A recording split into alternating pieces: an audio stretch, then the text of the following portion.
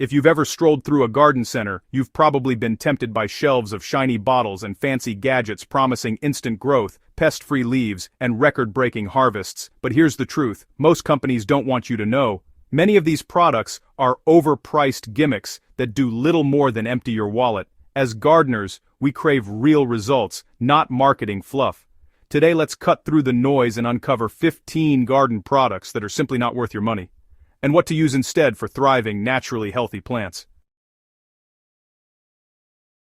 Synthetic fertilizers that destroy soil life. Those brightly labeled fast-acting fertilizers might make your plants green up quickly, but they silently destroy the life in your soil. Synthetic nitrogen, phosphorus, and potassium feed the plant, not the soil ecosystem. Over time, this weakens roots, kills beneficial microbes, and locks you into constant reapplication. What to use instead?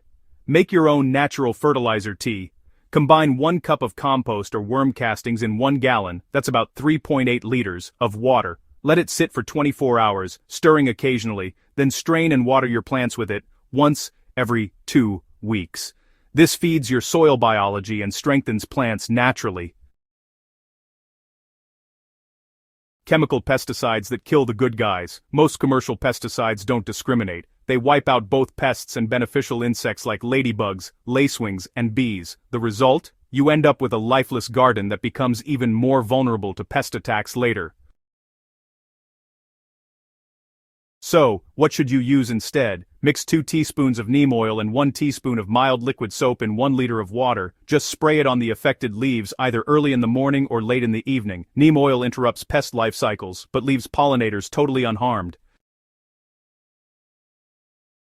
Expensive rooting hormones for cuttings. Honestly, commercial rooting powders can cost a small fortune, and they often contain synthetic auxins that your plants just don't actually need. There's a cheaper, healthier, and more natural way to get strong roots.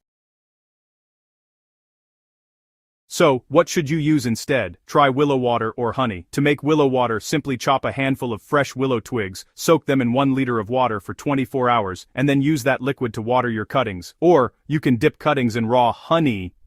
It's got natural enzymes that help prevent rot and encourage root growth. Decorative mulch that does more harm than good. Dyed or rubber mulches may look attractive, but they add 0 nutrients to the soil and can even leach toxic dyes or chemicals. Over time, they suffocate beneficial microorganisms. What to use instead? Use shredded leaves, grass clippings, or wood chips. They break down slowly, enrich the soil, and improve moisture retention. For best results, keep mulch 2 to 3 inches thick and pull it a few inches away from plant stems to prevent rot. Seed-starting mixes that promise guaranteed germination. Most of these fancy seed-starting mixes are overpriced peat-based blends that dry out quickly and require constant watering. Peat extraction also damages ecosystems.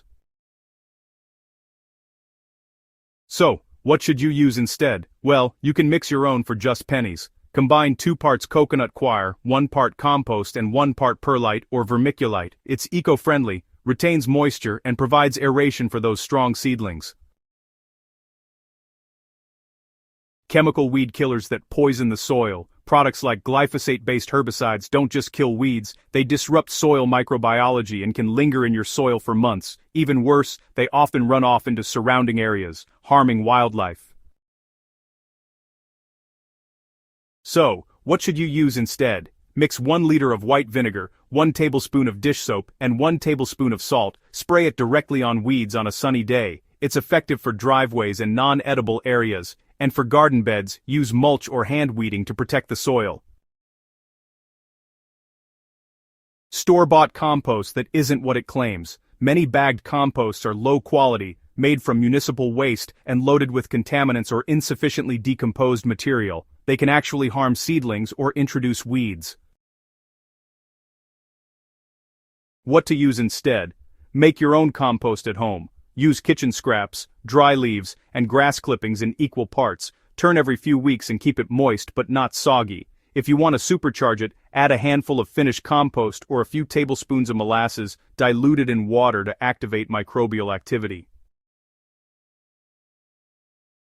Plastic plant markers that fade and crack. Those cheap white plastic labels fade under sunlight and crumble within a season, leaving you guessing what you planted. Instead of the usual plastic tags, you can use flat stones, wooden spoons, or even cut-up aluminum cans. Just write on them with a permanent paint marker, and you'll have labels that actually last through sun and rain. Miracle soil conditioners that do nothing, really. A lot of these so-called soil enhancers or plant tonics are, well, just diluted molasses or seaweed extract in fancy packaging. Honestly, they provide minimal nutrients, especially when you consider how much they cost. So, what should you use instead? Just make your own. Mix 1 tablespoon of blackstrap molasses and 1 teaspoon of seaweed extract into 1 gallon of water. Apply that once a month, and you'll feed the beneficial microbes and help your plants grow naturally. Bagged organic potting soil isn't always truly organic. Not all organic potting mixes are what they seem, you know. Some actually contain synthetic wetting agents or non-organic compost fillers, so always read the fine print.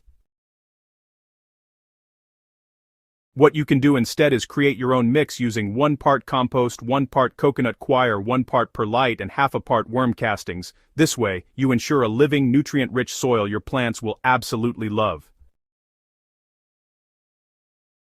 Plant food sticks can actually starve the roots. Those fertilizer sticks you press into pots might seem convenient, but they release nutrients unevenly, burning roots and causing nutrient imbalances. So, what should you use instead? Well, try using a liquid feed. Mix 1 tablespoon of fish emulsion or seaweed fertilizer in 1 gallon of water and just water your potted plants every 2 weeks during their active growth. This method, honestly, ensures even and gentle feeding. You know, those fancy watering gadgets can actually waste more than they save. Self-watering spikes, gel crystals, or so-called magic watering bulbs often end up flooding or underwatering your plants. They also clog pretty easily and, unfortunately, can create anaerobic conditions in the soil. So, what should you use instead? Go for a simple drip irrigation system or the clay pot, also known as the olla watering method. Just bury a porous clay pot near your plants, fill it with water, and cover it. The water will slowly seep out, maintaining consistent moisture for your plants. Expensive plant vitamins and growth boosters. Well, a lot of them claim to speed up growth, but you know, plants actually make their own vitamins through photosynthesis. These additives are just unnecessary. So, what should you use instead? Strengthen your soil life instead. Brew compost tea once a month or, hey, apply some diluted seaweed fertilizer to improve root development naturally. Healthy soil equals healthy plants. No vitamin shots needed. Shiny garden tools that don't last. Those fancy stainless steel plated or ergonomic plastic tools might look good on the shelf, but honestly, they break or rust quickly under real use.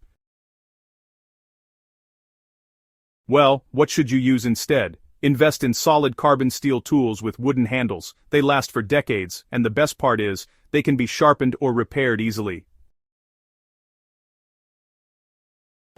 Decorative planters without drainage. Many stylish planters sold online or in stores lack drainage holes, trapping water around roots and causing rot. So, what to use instead? Either drill drainage holes yourself or go for functional terracotta pots. Terracotta breathes, balances moisture, and naturally prevents root diseases. A healthy, abundant garden isn't built on store-bought shortcuts. It's built on knowledge, balance, and natural cycles. By skipping the overpriced products and choosing smarter, soil-friendly alternatives, you'll not only save money, but also grow stronger, more resilient plants.